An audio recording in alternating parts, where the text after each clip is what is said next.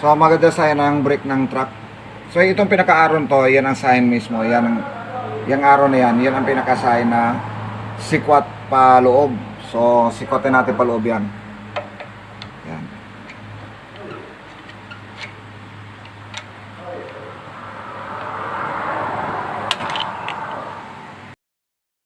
So nasikwat na natin ang paloob. Ngayon, mahigpit na siya, hindi na siya maikot. So ang gagawin mo naman natin, paluwag.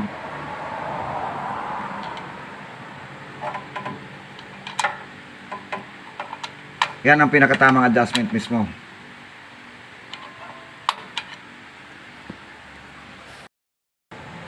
So na-adjust ko na sa pagluwag. So yan, tamang-tamang ikot lang siya. Ibig sabihin ayos yung adjustment yan. Yan.